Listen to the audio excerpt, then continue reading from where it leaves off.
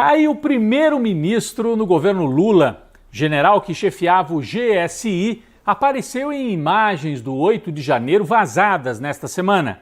Oposição usa o caso para abrir uma comissão de inquérito sobre os atos golpistas e o governo agora também apoia a CPI.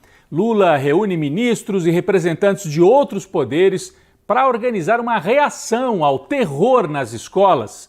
E o governo envia ao Congresso a proposta de novas regras fiscais na tentativa de destravar os investimentos no país. Eu sou o Rodrigo Viana e esse é o Tempero da Notícia, que está começando agora.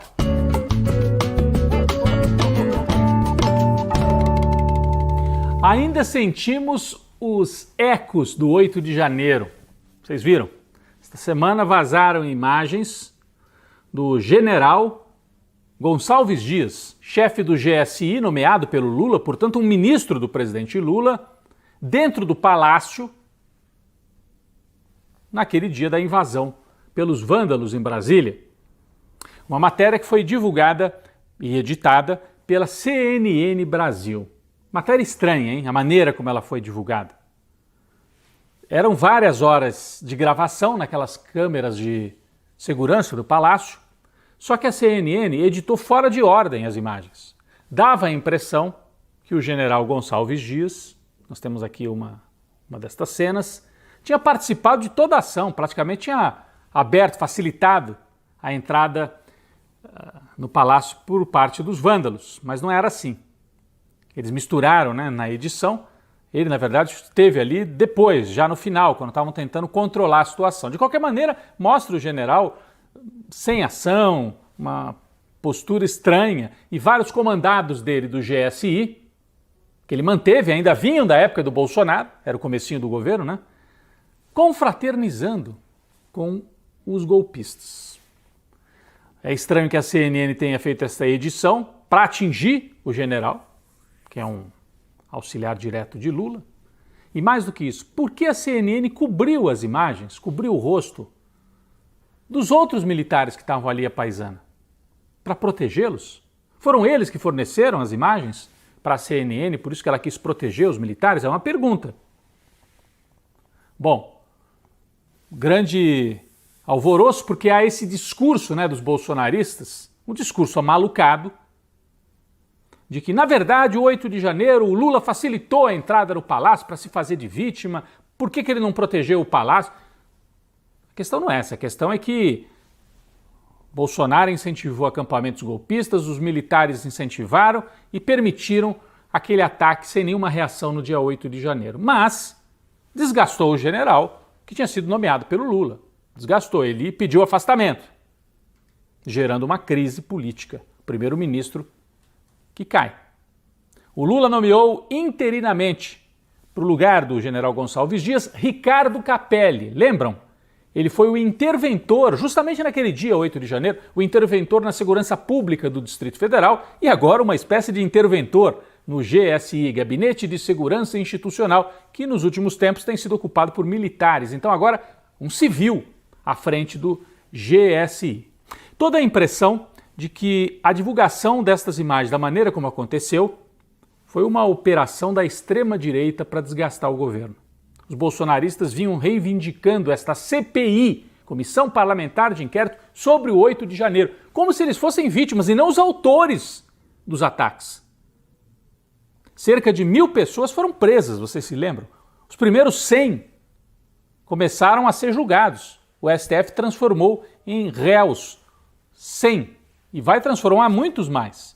Todos eles bolsonaristas, mas numa tentativa de embaralhar o jogo, deputados, senadores ligados ao ex-presidente reivindicam uma CPI e o governo estava dizendo não precisa de CPI, o STF já está tratando, a Polícia Federal já está investigando, só que agora com esse caso do Gonçalves Dias, eles conseguiram destravar e pelo jeito vai ter mesmo a CPI. Até o governo falou, então tá bom, várias lideranças governistas, como o Randolfo Rodrigues, senador, disseram, então tá bom, vamos fazer a CPI, vamos mostrar quem é que fez a agitação e promoveu a desordem lá em Brasília.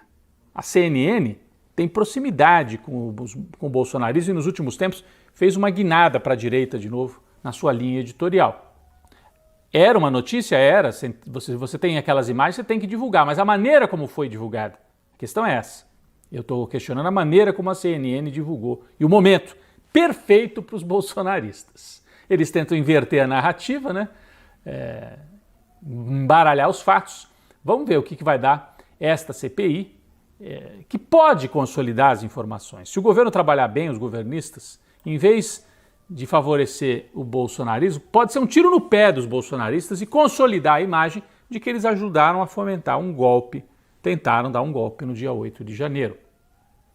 A oposição bolsonarista trabalha, portanto, com essa tentativa de paralisar o governo, justamente no momento em que Lula vinha colhendo algumas vitórias, estava conseguindo organizar sua base no Congresso Nacional, entregou esta semana, nós temos as imagens, o chamado arcabouço fiscal, que são as novas regras fiscais para substituir o teto de gastos da época do Temer e do Bolsonaro. Sai o teto de gastos, entra o arcabouço fiscal apresentado pela equipe do Fernando Haddad e que o Lula levou ao Arthur Lira.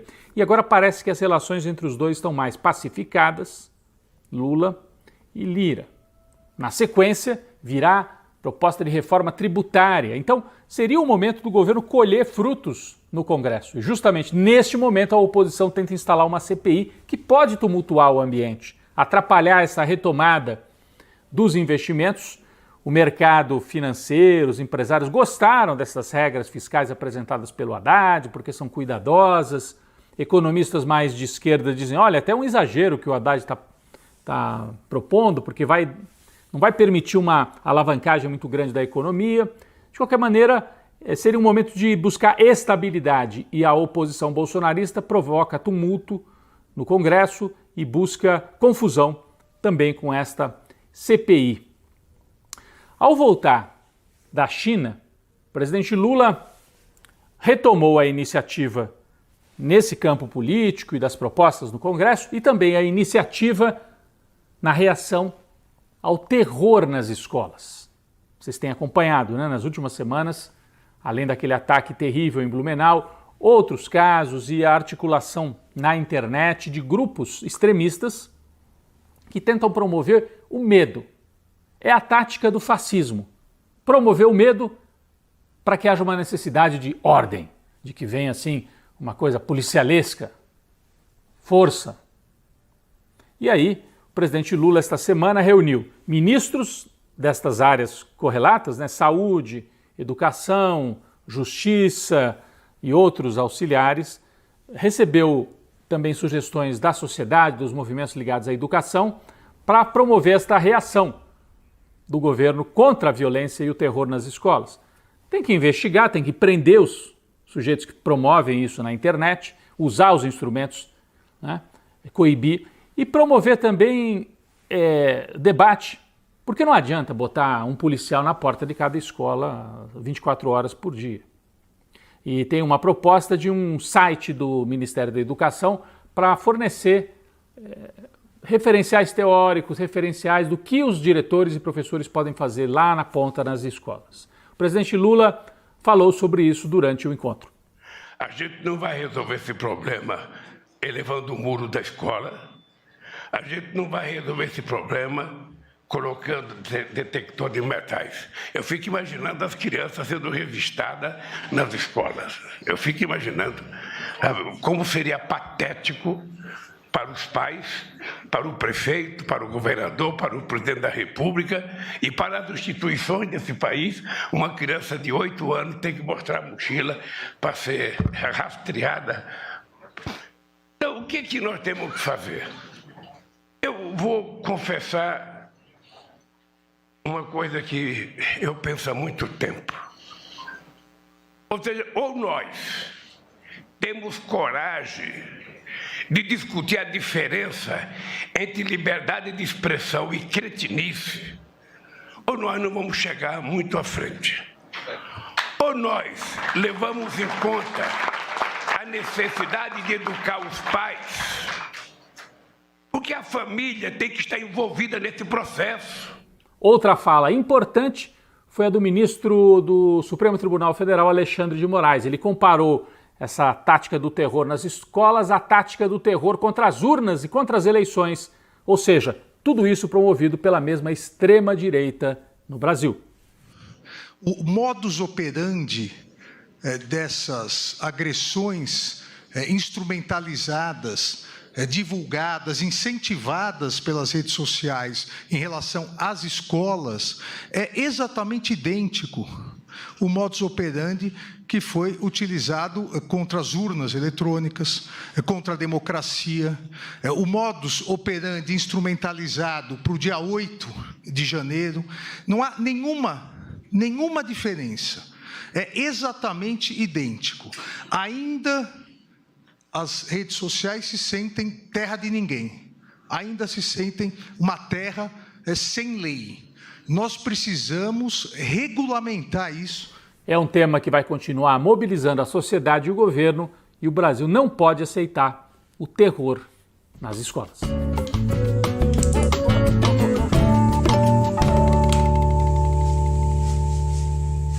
Quem vai para a panela de pressão esta semana é a comunicação do governo federal, especialmente nesse caso das importações pela internet. Vocês acompanharam o que aconteceu? Primeiro, a chiadeira, pelas redes sociais. O governo Lula vai taxar a importação até $50. As pessoas conseguem fazer importação pela internet sem pagar imposto. Em alguns casos até tem truque aí, porque o produto é mais caro, aí coloca no envelope que o produto é mais barato e consegue a isenção. Só que o governo começou a estudar como é que ia fazer essa taxação, muita reação, porque a classe média e pessoas da classe trabalhadora usam isso para importar roupa, para trazer, enfim, gêneros aí variados também eletrônicos. Aí o governo, não, primeira reação, entenderam errado, não vai ter taxação. Ok. Aí passa um tempo, não, vai ter taxação e tem que taxar mesmo. Aí as pessoas começaram a não entender mais nada. E a equipe econômica defendendo que tinha que haver algum tipo de taxação, que era justo e tal. E na última hora o presidente Lula chama o ministro Haddad e diz, não, suspende isso, não dá para fazer assim. Gerou um desgaste enorme.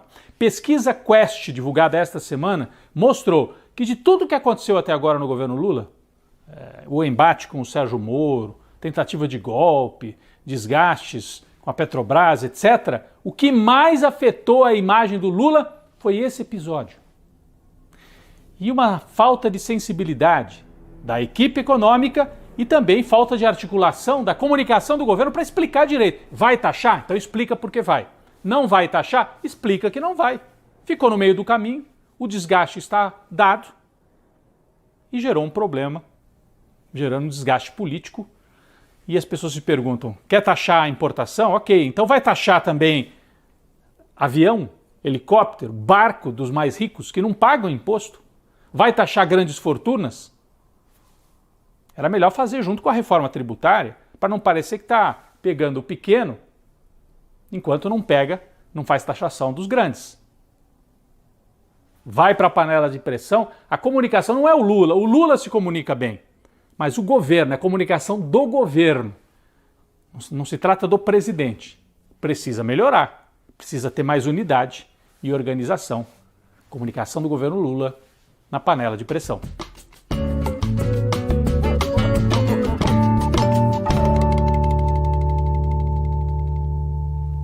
Um cafezinho especial para a diplomacia brasileira, que retomou a tradição de independência, de autodeterminação, que é a tradição do Itamaraty no Brasil.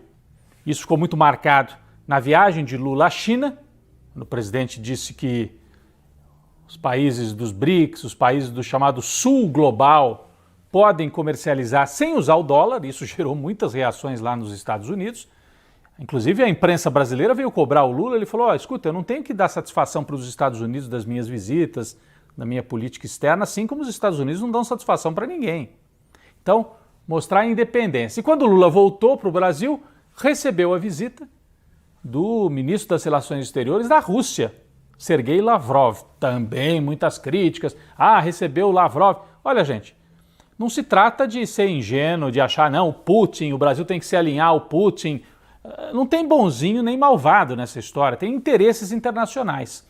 O Brasil não tem nada a ganhar com um mundo unipolar dominado pelos Estados Unidos. E tem tudo a ganhar com um mundo multipolar, com esse novo polo China-Rússia, do qual o Brasil também faz parte, apesar de se relacionar com os Estados Unidos. Então, independência. O Brasil retomou essa tradição importante e a gente saúda, né? Porque no governo Bolsonaro, vocês se lembram, uma hora batia continência para os Estados Unidos, depois se colocava fora dos debates, não era convidado para reunião nenhuma. O Lula colocou o Brasil de volta no mundo. Isso tem uma importância política e uma importância econômica.